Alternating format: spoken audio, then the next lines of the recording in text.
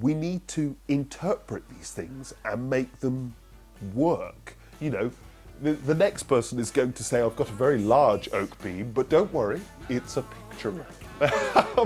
And would I have some sympathy with that attitude? Of course I would. It's written in here. It's written in stupid black and white saying, if it's not called a dado rail, you can't have it. If it is called a dado rail, you can.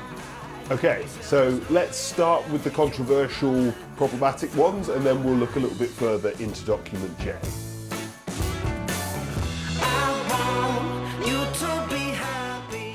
Well, I want to start by saying that we have to trust our fitters. We have to start from that position. Building regs are not hard and fast laws. They need to be interpreted. And what you're paying for when you get, if you fit it yourself and you have an inspector in, or you have a fitter in who does all of it, what you're paying for is their experience, their training, and that ability to interpret these rules and make them work. They've got to balance a lot of things. They've got to think about you, your house, health and safety, the regs themselves. They've got to think about a whole host of things, prioritize them, and then work within the spirit of all of it. It doesn't mean stick to every single one perfectly, because you can't. You have to interpret it and then work within it. And that process can only work if there's a position of trust between all of us and we've got well-trained, good professionals, which this industry does. So we've got to start from a position of trust. Now, our installers effectively become the arbiter of them. They are in charge. They decide. It's them that signs things off, so they are the person who decides what can be signed off.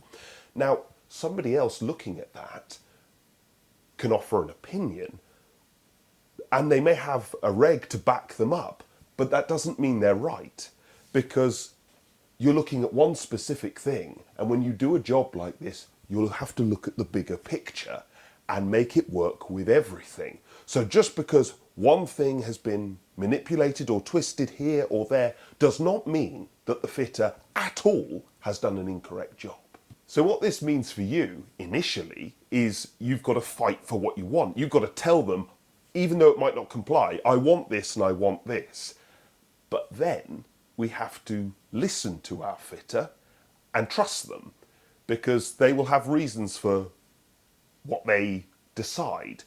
There are many ways to skin a cat, obviously, and that the fact that these regs are up for interpretation means that every single job will be different. You imagine the fitter has to take into account what you want, your house, the stove you've chosen, the regulations, health and safety in the home as well. And there's contradictions through all of that. So we have to place that all with them and then trust them to do a good job.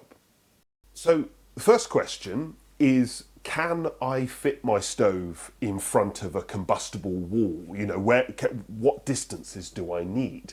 Now, this is a really tricky one, because on the one hand, you've got manufacturers tripping over themselves with certain stoves to try and get smaller and smaller distances to combustibles, and then they're marketing those stoves as, oh, this is great, it can go anywhere. So shops are stuck in the middle here, because we've got on the one side manufacturers and customers wanting one thing, but diagram 30, as I mentioned before, says precisely the opposite. And that really does put shops in or retailers or fitters in a very difficult position, which is why these things are not written as hard and fast laws.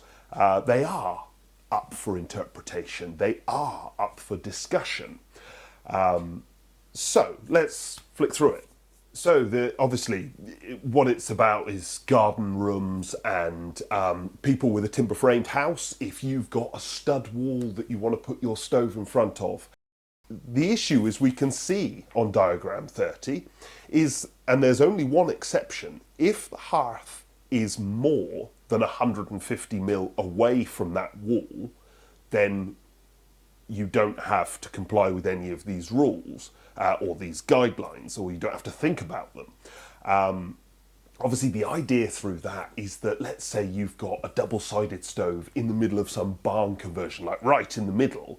Obviously, there are no walls near it. So if the walls are made of wood, they're irrelevant at that point because the stove's in the middle of the room. And that's what that 150 mil is about. It's not about saying to somebody, oh yeah, just put your hearth, 150 mil off your wall. That's obviously a bit silly. But they had to draw a line somewhere. This says very, very clearly that where the hearth meets a wall, we've got several rules. If the appliance is not more than 50 mil away from the wall, then you need 200 millimeters thickness of solid masonry, and that has to be at least 300 mil above the stove and also at least 1.2 meters tall. So in other words, if you've got a tall stove, it has to be taller, and it has to be 150 mil wider than the hearth. Obviously, if it's more than 50 mil, as we can see, then the rules get slightly more lenient, and you can flick through this. But basically, the rule is, or the wording in document J is very, very clear. Now, obviously, that is really, really annoying.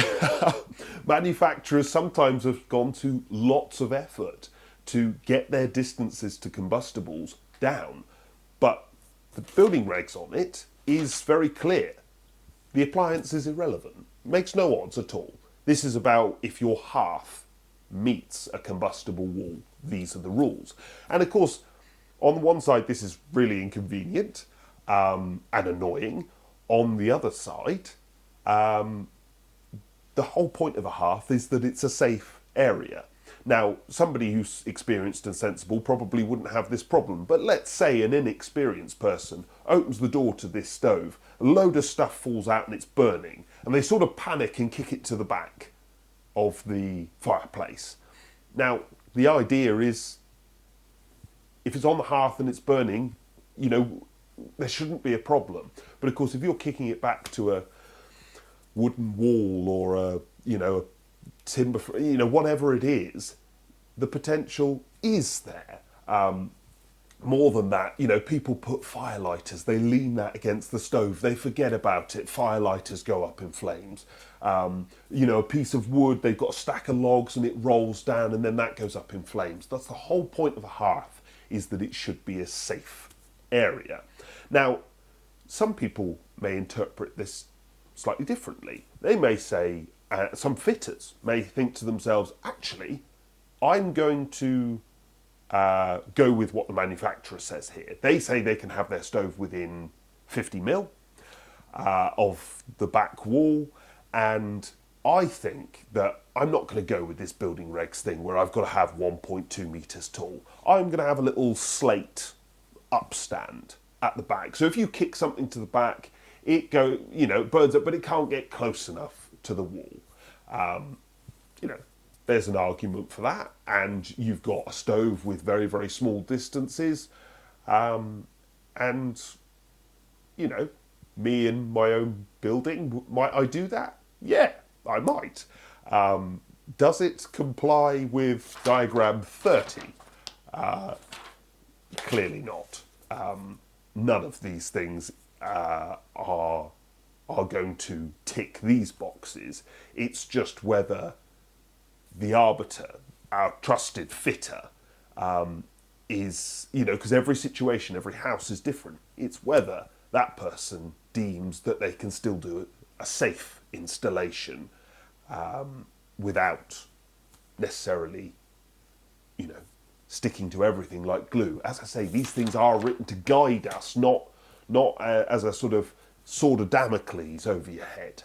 So what if you are the person who wants to go with the marketing and the manufacturers on this? You want to fit a stove in front of a timber frame wall or something. Well, the first thing to do is to think about this quite carefully. You know, okay, that's what you want, but think about it. We all know, you know, there are elements to the world we live in that that's become a little bit nanny state. But diagram 30 doesn't smack of nanny state. It's relatively sensible. You know, okay, a stove is not going to project too much heat backwards, but this isn't about the stove. This is about the idiot, me, using it. You know, what mistakes am I going to make? So the first thing to do is think seriously about this. The next thing is to talk to your fitter. These are experienced people, or your shop. They're really experienced people, and they will have a lot of experience in this area because it's a sticky issue over and over and over again. And they may well say to you, we have solutions, we have ways around that. For example, this stove is on little legs, so the potential of somebody kicking something back is more possible. Also, because the legs are not that tall, we've got lots of heat close to the ground. They may say to you, well, we've got a stove which is raised up on a log store and it's got a back to it, it's not on legs. So actually, this is really well designed for this very situation, because you lean your firelighters against the side, it's a log store, that bit of it doesn't get hot. So we're not worried about that. You find bits and you know, kick it into the back of the stove, again, they're not worried about that. And maybe we put, as I say, our little slate upstand at the back just as a final belt and braces. There are even manufacturers of stoves who have made or started making, there are a whole range of products where they're making special heat shields as an alternative to this. Now, the tricky thing is, this is really clear. It is really clear, and none of those things comply. None of them do. One of my favourite ones is, it's my favourite one because it's called the Cool Wall. And obviously, you know, I'm being a fan of old Top Gear. The Cool Wall just tickled me when I saw that was what it was called. But basically, in fact, I've got one. Bear with me. So here is the Cool Wall. Now, obviously, we noticed the minimum hearth size is 840mm wide by 840mm deep. And this diagram 30 says that it should be 150mm wider on both sides, so 840 plus 300, 1140 wide, and at least 1200mm tall. So 1100 by 1200 is, in theory, the smallest size you can have of a masonry, be it 200mm thick or 75mm thick. That's the minimum that you're allowed to do. This Cool Wall is not that big. It's not solid masonry.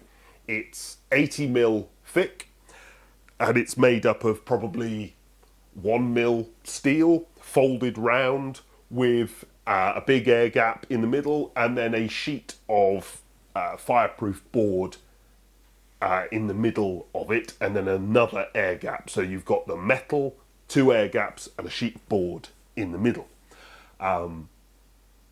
Does it comply with this in the way that it's written? No, not. It's not even beginning to comply. It's not even the right size. It's on legs. There's a gap underneath it. Now the gap is about creating airflow to make sure that no heat goes through, but it doesn't stop anything from rolling to the back. But would I do it? Would I fit this and think, I've mitigated the risks, I've done a safe job, and I'm happy? Yes, I would. I have done that. And would I do it again? Yes, I definitely would. Because the product is excellent. It does not comply at all with these things.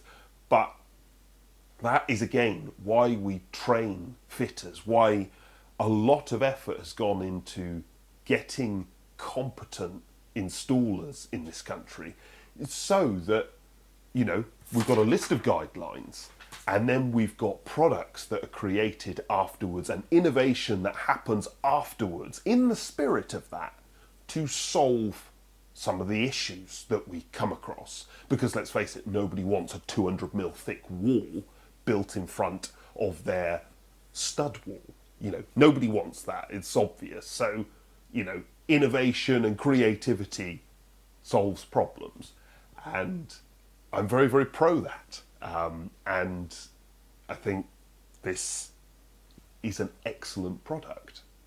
So that was part one. I hope it was helpful. Obviously, I've started here, A, because I think it will be really relevant to lots of people who click on this video, but B, I wanted to set the tone for the video, because these things are up for questions. They are up for interpretation. And so that process has to happen. It has to be voiced. If you read this like hard and fast laws, it's a little bit like reading the story of the Garden of Eden as though it was 100% accurate. It doesn't really work. Okay, so part two is all about fire surrounds, oak beams above your fireplace. This is another very sticky, thorny issue. This gets argued about all the time. It doesn't get discussed properly. Nobody really wants to tackle this issue because it's fraught with controversy, and I mean, in a lot of cases, people making rules up because they don't know what to do. I'm going to attempt to boil this down for you, because the question that I get asked a lot is, why is there no simple answer? Why are the distances being said childish and ridiculous? Well, to answer that question, we have to accept that perhaps it's our fault. We the people have developed a culture of blaming and suing. Now, I'm not trying to say some bigger political thing with that, but personal responsibility would lead to those problems going away in this world. If we accepted it, then we wouldn't be suing somebody because they said the wrong thing, and therefore, when you ask somebody what's a safe distance from an oak beam, you can get a helpful answer, because somebody will say, you know, obviously be sensible, don't be an idiot, but this is reasonable. We haven't accepted that.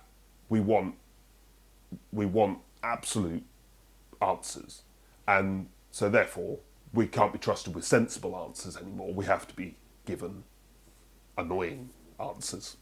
So historically, distances were actually worked out in a relatively sensible way, particularly when stoves were going into narrow boats. These appliances were actually tested with sensible parameters. So you get, this was probably unofficially, but I've done this myself, ringing up to manufacturers and getting, you know, what I realise you can't say this officially, but what were the safe distances that you worked out? Because I've got somebody putting a stove into a narrow boat or that sort of thing. Clearly on a narrow boat, you're not going to be able to comply with any of the rules that exist. And you would get really useful answers. You would get, yeah, we have done testing, and you get, you know, 6 inches is sensible from this surface. You can get away with 2 inches here. Maybe this surface, you've got heat shield, you can actually put that hard up against wood and there's not a problem. But, you know, I've had those conversations, and those conversations were really, really helpful. And they were said unofficially, but they weren't just blasé chat. They had actually worked a certain amount of things out. Nowadays, the way they actually get the figures that they get, I mean, I've seen some distances from stoves being as much as 1100 mil, you know, which is obviously a lot.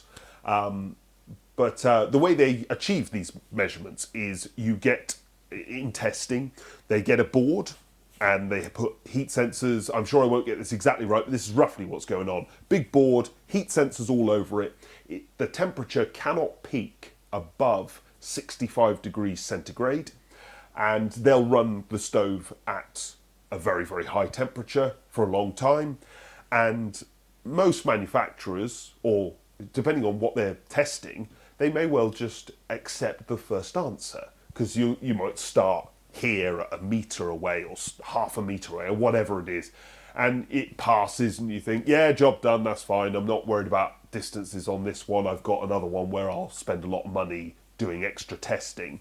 But where you're spending a lot of money to do extra testing, you bring the board closer and then closer, and you experiment with your heat shields and blah blah blah. But the key thing is that those heat sensors cannot peak above 65 degrees. Now, obviously some would say 65 degrees, paper doesn't ignite until about, I don't know, 250 degrees or 230 degrees, I think, something like that. So, there's an argument to say, crikey, that's low. But, I get it. We live in a world which wants absolute answers. If you were the regulating body that set that testing, what are you going to set it at? Because, somebody, if you get it wrong, is going to sue you. So, it's ridiculous. Granted, it's nuts. But do I blame them? No. No, I sort of feel for them, if anything. So what do you do with this world that we find ourselves in? Well, for most, it means that we're going to comply with these rules. And for shops and fitters, this makes our lives simple. We've got simple answers. They're not convenient answers, but they are just, that's the distance, get used to it.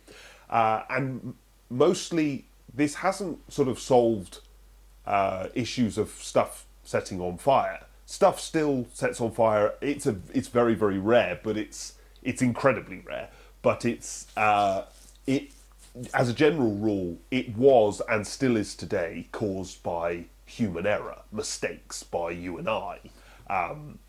So it hasn't really, these distances haven't basically done really anything for safety from that point of view. But what they have achieved is gone are the, and I used to answer these phone calls, oh, well, you fitted a stove and an oak beam and you plastered up to it, but now I've got my stove a bit hot and the oak beam's moving and twisting and it's cracked all the plaster.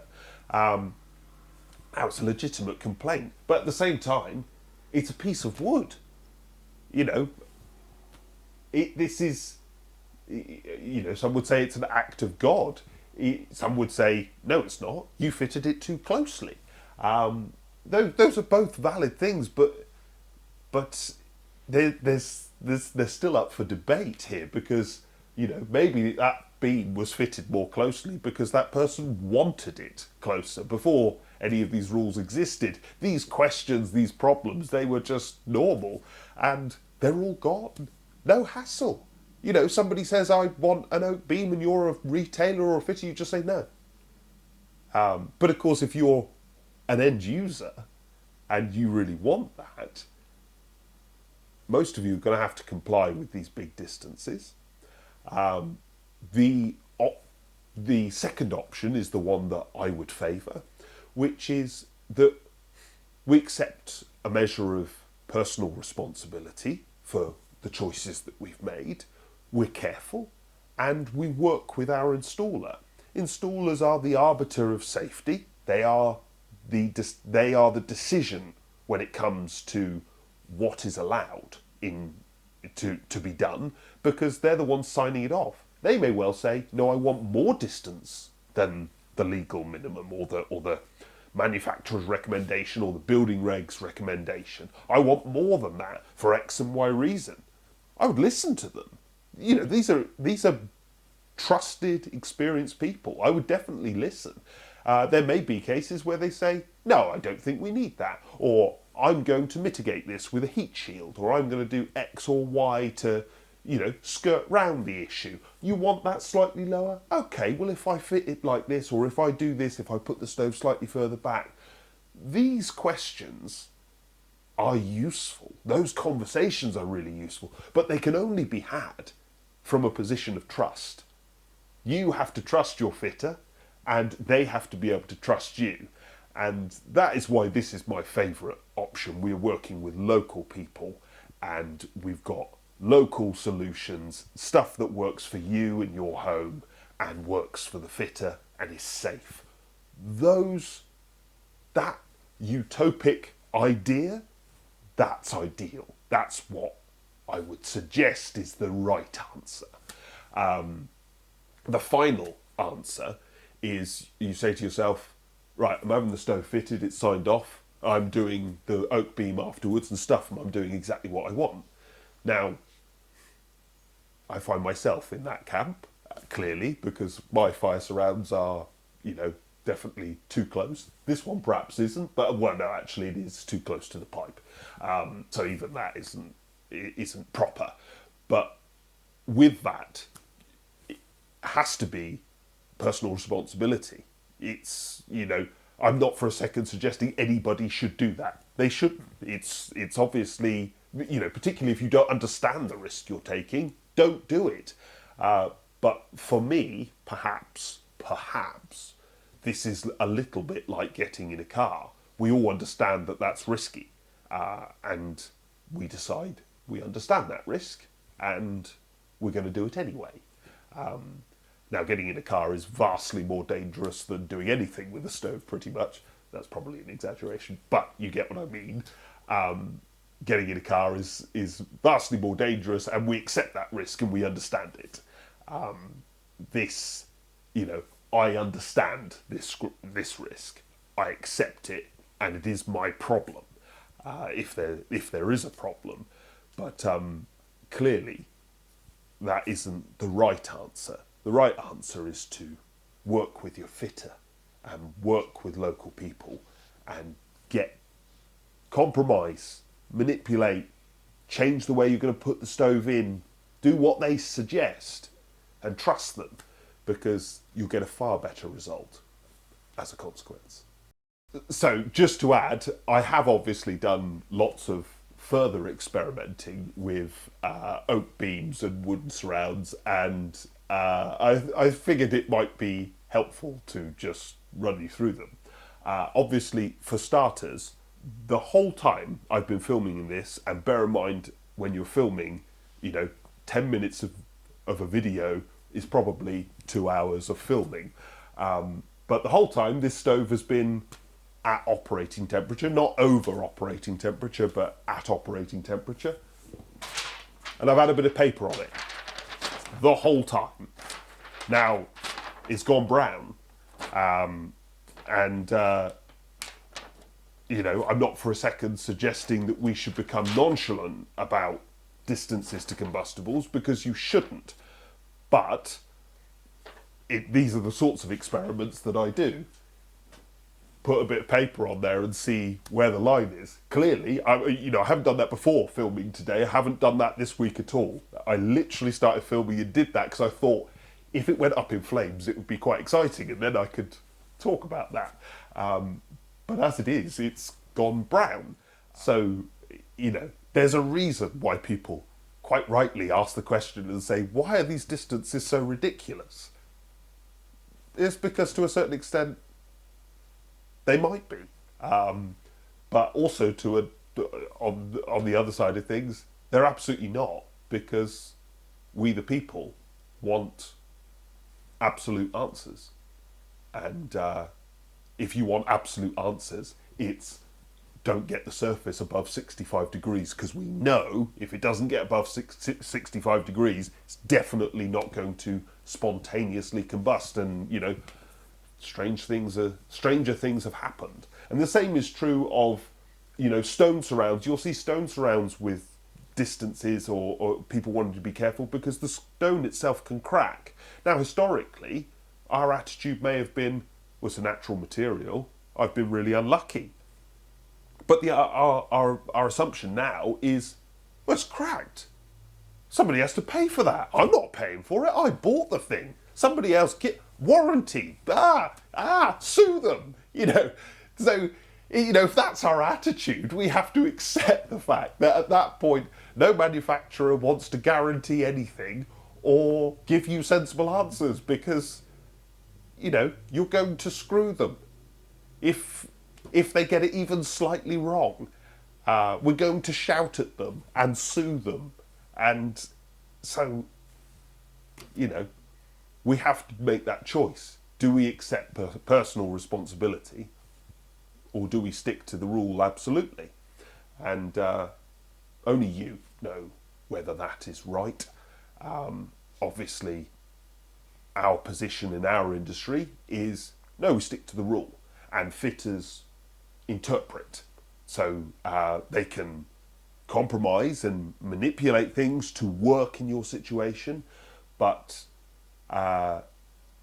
gone are the days where you could have an oak beam down here or do what I've done here. It's gone. You can do it in your own home, but gone are the days that anybody professionally can do that. That was part 2. We've done the really sticky, controversial bits, and now we're going to look a little bit further into document J and see what else we might have to think about. So let's start with diagram 19. This one is all about distances to combustibles from the single skin pipe. Now obviously you can get insulated pipes, they are a different thing, but the single skin pipe is the first question. And some of this is really, really useful. Again, we've got some fairly big distances, triple the diameter. You could heat shield it, and heat shielding typically means that you put a layer of, one way of heat shielding would be a piece of fireproof board or a piece of metal with a 12mm air gap the other side. So you might have to get some little washers that are 12mm thick, and so then you screw it to this surface, so you've got your 12mm air gap, then you've got a sheet of metal or a sheet of board, and that constitutes your fireball, your heat shield. And that means that this distance of 3 times the diameter can halve, which is potentially very, very useful. But again, these things are up for interpretation. There will be situations in homes where even this just doesn't quite add up, doesn't quite work. And again, this is where we need to work with our fitters and trust our fitters to do a safe job, interpret these rules, work within the spirit of them, and do a good job, which they do. We don't need to be questioning our fitters. There are lines to these things. There are a few bad people out there, I'm sure, but the general rule is these people are highly trained, careful, and do a really good job. And they're not my fitters, but I am proud to be part of an industry that does a really good job. So we can trust them to interpret this and do a good job. But obviously, if you're fitting it yourself, then you're going to need to bear this in mind, this 3 times the diameter of the pipe that you're using, or heat shielding to halve that distance. One thing I will actually add to this is something, perhaps an anecdote, but it's something that I've learned, which I find absolutely fascinating. You'll notice that the distances 3 times the diameter are always straight. They are 90 degrees to the pipe, always runs completely straight. Obviously, if you sort of wiggled the angle slightly, maybe this heat shielding here wouldn't quite be big enough. But this is a fascinating thing about heat, and it will surprise you when I say it. Heat does not travel diagonally. Now, that sounds nuts, completely nuts, but if this flat surface here gets hot and I put my hand above it, I feel heat. If I put my hand here, so that the heat would have to be going diagonally, I will not feel any heat at all. Now, in reality, you might feel some heat because, of course, if this surface is hot, it may be that these edges are also hot, and you'll get some coming straight off the corners or whatever.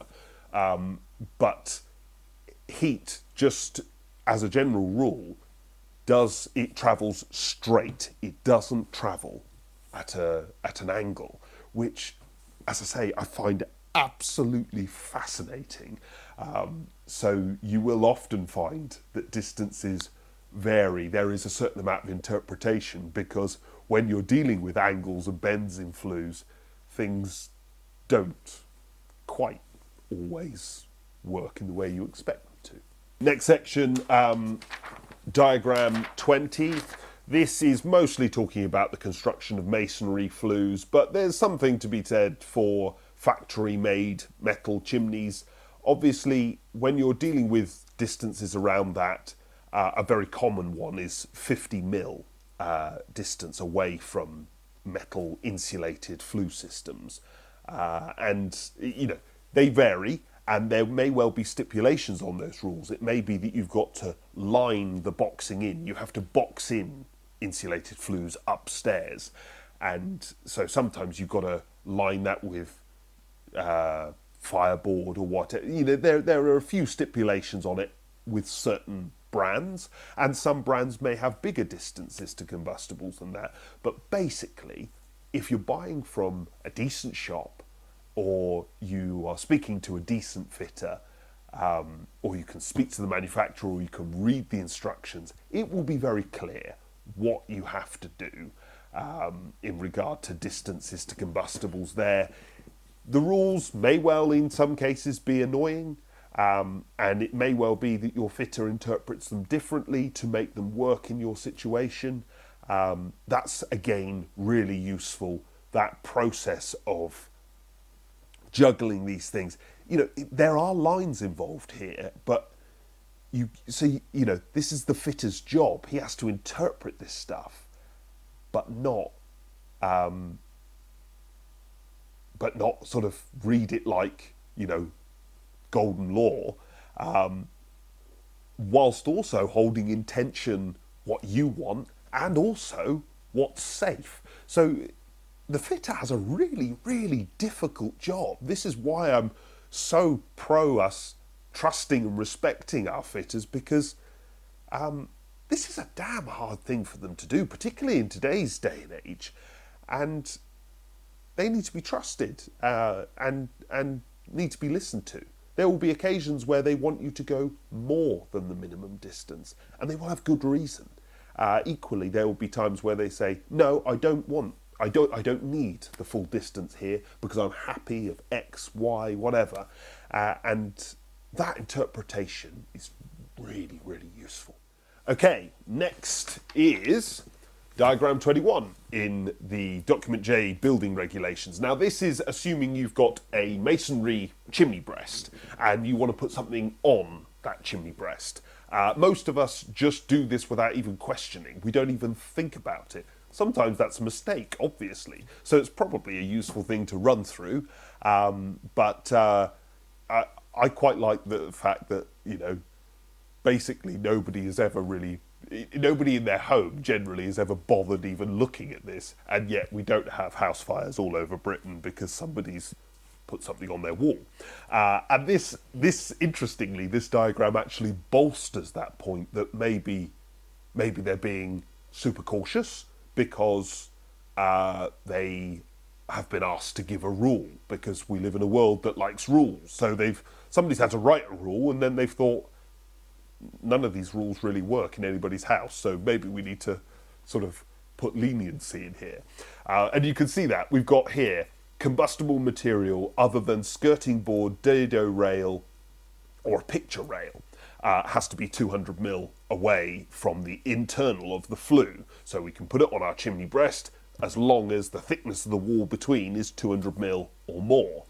But for some reason, a skirting board or a dado rail or a picture rail, as if by magic, would never burn. Now, I find that hilarious because it's obviously stupid. But equally, I find it really useful because this bolsters my point that these things are up for interpretation. The next person is going to say, I've got a very large oak beam, but don't worry, it's a picture rail. And would I have some sympathy with that attitude? Of course I would. It's written in here. It's written in stupid black and white saying, if it's not called a dado rail, you can't have it. If it is called a dado rail, you can. It says here, if it's less than 200 mil, if the thickness of your chimney breast wall is less than 200 mil, then your combustible material needs a 40 mil air gap. So it has to be braced off the wall by 40 mil. Again, if it's a skirting board, a dado rail, picture rail, doesn't have to. What a fascinating rule. But there is some other sensible things in here. Like if we've got pieces of wood actually being pushed into the chimney, that needs to be 200 mil away. That probably seems sensible because the body of the chimney will actually take on a lot of heat. And so when something's going into the wall, that seems pretty sensible. I've seen some very old buildings with some very old charred oak beams. You know, you look at some old places in the New Forest, thatched places, all timber frame. I mean, some of these places are gorgeous, but you look up in their chimney, half of their chimneys have got oak running straight through them. I mean, the chimneys have stood there for 600 years, but they've got oak actually inside the chimney. And I've seen that many times. But another thing here, we've got a metal fastening or support. So you've got combustible material and then metal fastenings. They want the metal fastenings to be at least 50 mil away from the internal of the chimney. And again, that seems sensible. Obviously, the metal fastenings won't burn, but they will get hot. And then that heat does transfer into your combustible material. So, you know, there's some useful things in here, worth a flick through if you're planning or wanting to put something on your wall. Perhaps I shouldn't have said what I said earlier about just call your oak beam a dado rail. Please don't do that. Please don't do that and say my name because, you know, I probably shouldn't have said that.